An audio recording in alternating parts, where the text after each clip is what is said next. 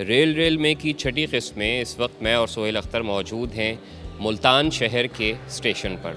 शहर मुल्तान के साथ कहानी बड़ी अजीब रही है। यहाँ पर जब भी इलेक्शन कैंपेन्स चलती हैं, जो भी सियासतदान बात करते हैं, तो सराइकी सूबे की या सूबा जनूबी पंजाब की बात करने के साथ साथ शहर के बाकी मसाइल जो है ना, वो बिल्कुल इग्नोर हो जाते हैं।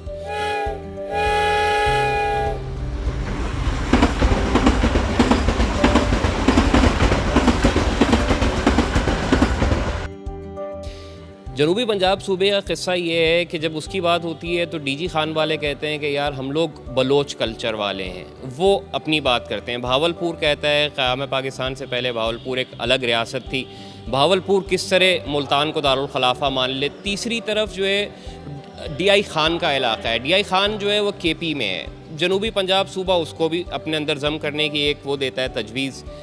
तो इन तीन मसाइल के अलावा जो मेन पंजाब का सूबा है वो भी ऑफ कोर्स फ़ंड्स की डिस्ट्रीब्यूशन का मसला होता है। तो ये इस तरह की चौमुखी है जो कि सरायकिस्तान सूबे के लिए मुल्तान वालों को हर इलेक्शन से पहले और इलेक्शन के बाद फेस करनी पड़ती है। इस सारी जंग में जो मुल्तान शहर के दीगर मसाइल हैं वो मैंने कभी ठीक से एड्रेस होते हुए नहीं देखे, क्योंकि मैं ख़ुद शहर मुल्तान का रहने वाला हूँ। मुल्तान रेलवे स्टेशन से निकलते हैं और अब हम यहाँ से आगे शहरियों से ये जानते हैं कि सूबा जनूबी पंजाब या सरायकिस्तान के अलावा मुल्तान शहर के मसाइल क्या हैं और वो नौ मुंतखब हुक्मरानों की तरफ क्या मुतालबात लेकर देख रहे हैं।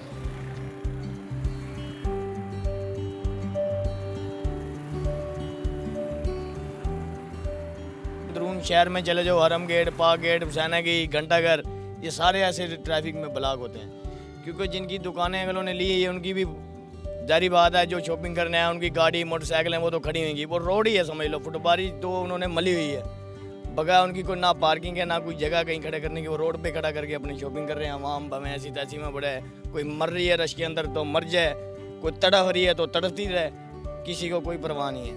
हर कोई बस अपने चक्रों में लगा के हमारा उल्लू सीधा हो जाए बस। गरीब आवाम मर रही है, पिस रही है, शुरू से पिसती आ रही है और पिसती रहेगी, हमें इतना पता है। हमने मरना है, रोड पर मर जाएँ, घर पे मर जाएं, वो मालिक ने जो मौत लिखी है हमें उतरानी है बस।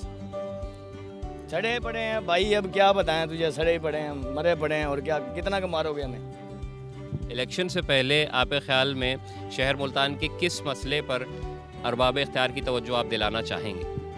हम तो भाई यही कहते हैं कि किसी को वोट दो ही ना। हाँ, दो ही ना वोट। इन्होंने आना है, अब आ रहे हैं ये, हमें वोट दो, बहुत अच्छे लग रहे हैं, अब सही है। जब वोट ले लेंगे फिर ये नज़र न आना बंद हो जाएंगे, ठीक है, फिर नहीं आएंगे। जब ये जीत जाएंगे, कुर्सी पे बैठ जाएंगे, फिर उन्होंने अपना घर पूरा करना है। ये फिर गरीब आवाम को नहीं देखते।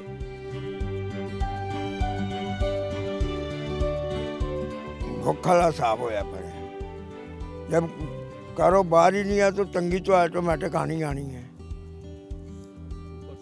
ठीक है। ऊपर से महंगाई इतनी है। नवाज शरीफ था, वो 160 रुपये घी छोड़ के गया था, 65 रुपये लीटर तेल छोड़ के गया था, तो दुनिया का कारोबार चल रहा था। जब का जो इमरान खान आया, 700 रुपये किलो घी कर दिया, पेट्रोल 400 रुपये कर दिया, कारोबार बिल्कुल दुनिया का चट हो गया। ऊपर से आ गया कोरोना को रिलीफ नहीं मिला, इन मगरमच्छों ने आप ही खाया, तो गरीबों को किसी को कुछ नहीं दिया। इस इलेक्शन में आपको कोई एक पार्टी ऐसी लगती है जो कुछ गरीबों के लिए कुछ कर सके? वो गरीबों के लिए सिवाय नवाज शरीफ से अलावा कोई भी नहीं कर सकता। जी, मसाइल ही मसाइल हैं यहाँ पर तो। गैस के यहाँ पर है, बिजली पानी कुछ भी नहीं है, लोड शेडिंग टाइम से नहीं होती है, गैस यहाँ पर नहीं आ रहा, गटर की निकासी यहाँ पर नहीं है, कुछ भी सही नहीं है यहाँ पर। मुल्तान शहर के मसले सानू की पता भाजी। हाँ, असं तो कमाना खाना तो सो जाना। नहीं, ਤੁਹਾਡਾ ਕੀ ਮਸਲਾ? ਸਾਡਾ ਤੇ ਕੋਈ ਵੀ ਮਸਲਾ ਨਹੀਂ ਹੈਗਾ, ਅਸੀਂ ਵੋਟ ਸ਼ੇਰ ਨੂੰ ਦੇਣਾ ਹੈਗਾ। ਤੇ ਤੁਹਾਡੇ ਖਿਆਲ 'ਚ ਸ਼ੇਰ ਜਿਹੜਾ ਉਹ ਆਵਾਮ ਦੇ ਮਸਾਇਲ ਹੱਲ ਕਰ ਸਕਦਾ? ਹਾਂ, ਤੇ ਉਹ ਸਹੀ ਸੀ ਨਾ, ਕਿਉਂਕਿ 65 ਰੁਪਏ ਲੀਟਰ ਪੈਟਰੋਲ ਸੀਗਾ ਉਹਨਾਂ ਦੀ ਹਕੂਮਤ ਦੇ ਵਿੱਚ। ਫਿਰ ਉਸ ਤੋਂ ਬਾਅਦ ਆ ਗਈ ਹੈ तीर, आ गया तीर, वो 130 रुपये लीटर कर दिया उन्होंने। फिर उसके बाद आ गया PTI, वो उसने 430 कर दिया। अबे भाई हम किधर जाएं, हम तो परेशान हैं। अब फिर जो है ना हुकूमत, फिर लोग कहते हैं कि शेर की है। अबे भाई शेर क्या करे, ये सारे तो काम इन्होंने डाले, वो तो 65 रुपये लीटर पे छोड़ के गया था, इसलिए शेर शेर है। शेर ही आएगा इंशाल्लाह। असां एॾे परेशान है, गैस होंदी नहीं, न रोटी पकती नहीं, लकड़ों से रोटी पकाने हैं, कोई तरीकाकार गलत है। असां शेर आने हैं, नहीं आती, हमारे बिल्कुल नहीं आते। सवेरे 6 बजे उठते हैं, मुँह हाथ धोने तो गैस कोई नहीं होती, 6 बजे तक गैस कोई नहीं होती, 7 बजे गैस देने, बच्चे भुखे बैठे रहने, गरीब कितने खा बेटा तो गिट्टी गुट्टे डेली इतने ठोक के देने बिजली से कैसे दे। और 18,000 रुपये में भर के आया खड़ा बिजली का बिल। मैं गरीब बंदा, मैं कितों खावा, मेरी एक बच्ची है, मेरा कमाने वाला कौन है।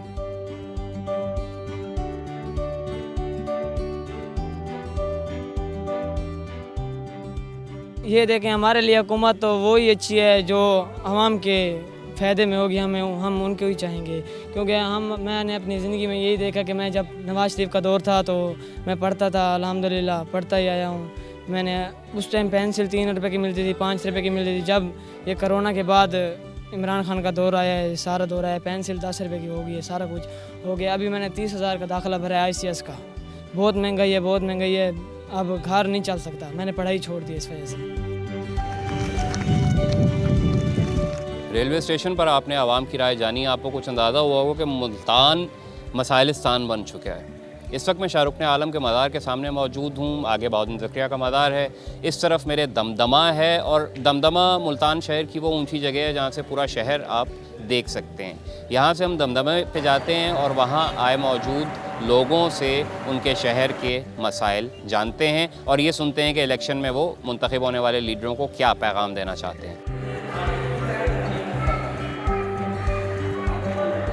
मेरे इलाके में आजकल तो बहुत मसाइल चल रहे हैं। आवाम आ रही है वोटिंग के लिए, वोट हो रहे हैं, जैसे आपको पता है हर कोई आता है जिसको कहते हैं वोट दो हमें। ये मिसाइल चल रहे हैं, सड़कों की मिसाइल है। हमारे यहाँ तलीम के बहुत मिसाल हैं, क्योंकि हम गांव से ताल्लुक़ रखते हैं।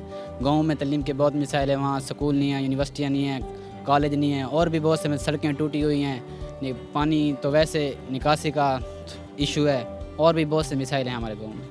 ये बताएं, आपके ख्याल में सराइकी सूबा अगर बन जाता है तो फिर कोटद्दू के मसले कोई हल हो जाएंगे?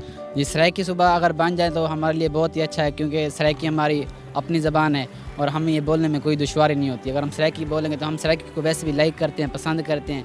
हमारी ये रिक्वेस्ट भी है कि हमारा अलग सूबा सराइकिस्तान एक बनना चाहिए।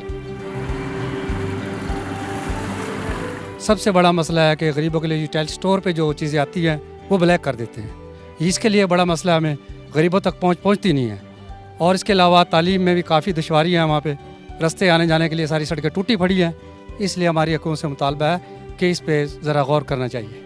आने वाले इलेक्शनों में आपके ख्याल में कौन सी हुकूमत इन मसाइल पे फोकस कर सकती है? आने वाले मसाइल में हुकूमतें तो सभी नाकाम हैं, लेकिन नवाज शरीफ की फिर भी कुछ न कुछ ये है कि वो पहले भी तरक्याती काम किए हैं और अब भी काम करेगा। सर जी, मसाइल तो सारी दुनिया के सामने ही हैं, लेकिन ये है कि मसला इधर के बाद जिसकी लाठी उसकी भैंस वाली बात है ना।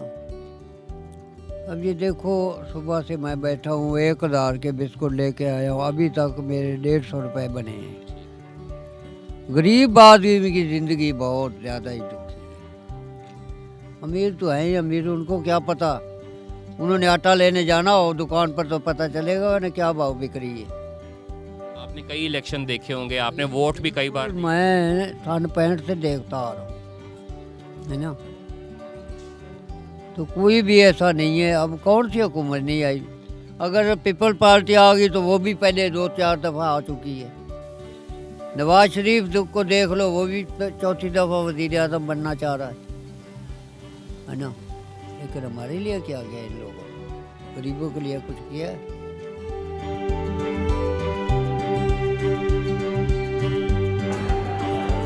अगर सराइकिस्तान का एक सूबा बन जाता है तो डेफिनेट यहाँ पे ऑफिसेज होंगे, डेफिनेट यहाँ पे लोगों का रोज़गार बढ़ेगा, यहाँ पे ऑफिसेज नए आ जाएंगे तो लोगों का बहुत सिस्टम ठीक हो सकता है। जितनी तवज्जो ये यहाँ से जाके दूसरी जगह पे देते हैं तो वही तवज्जो अपने घर पे देंगे।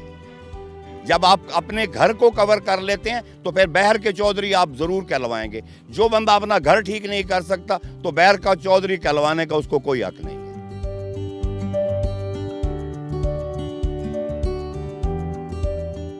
चीफ मिनिस्टर सेक्रेटरीट ये जो साउथ पंजाब का है, इसकी बनने के पीछे क्या कहानी है?